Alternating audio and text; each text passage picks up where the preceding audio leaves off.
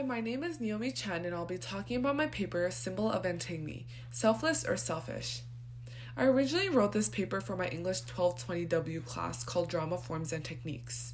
Taking this class along with my first year writing seminar at the same time was honestly a bit challenging, but in hindsight extremely helpful when it came to shifting my writing skills from high school to college.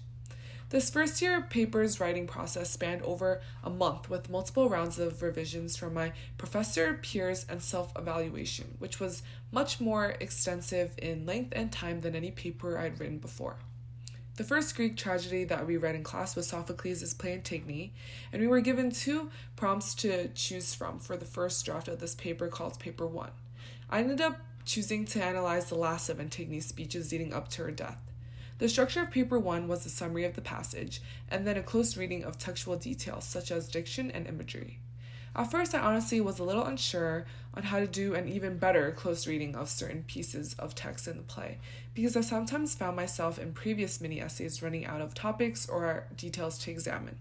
However, a major component that this course revolved around was the Oxford English Dictionary. And so for Paper 1, when I wanted to better understand what Sophocles intended for his characters to mean or the relationships between similar or contrasting words, I turned to the Oxford English Dictionary to research the various definitions and etymology of words.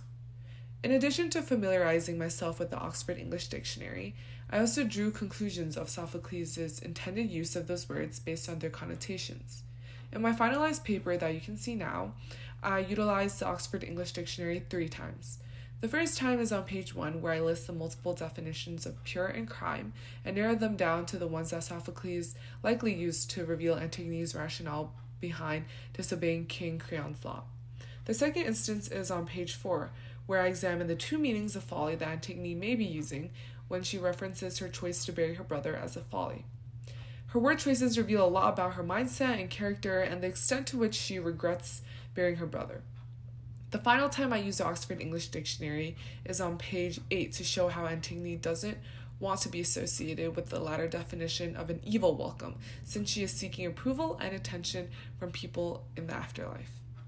After I received feedback for Paper 1 from my professor for revisions, Paper 1 was called Paper 2 because Paper 2 encapsulated 4 rounds of revisions.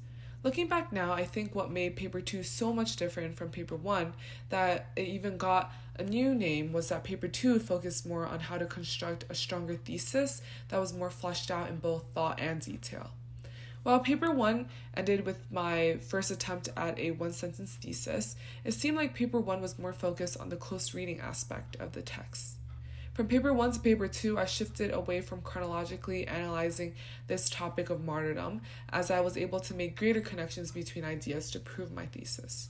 As I worked through Paper 2 and received feedback from my peer, I learned how to make my topic sentences and claims more argumentative rather than just descriptive.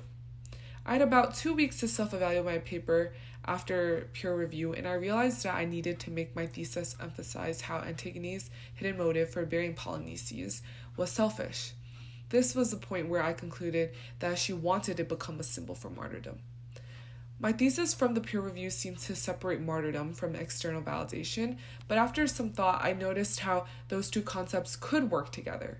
Antigone kept seeking external validation because that is what she needed to do in order to become a martyr.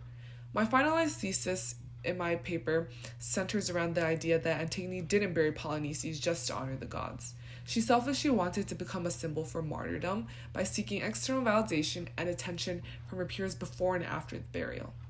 Instead of formatting my paper based on chronological events, as I originally did in my first few drafts of this paper, I learned to develop a strong thesis first and then select individual pieces of evidence from the end of the play to connect back to ideas in the first half of the play.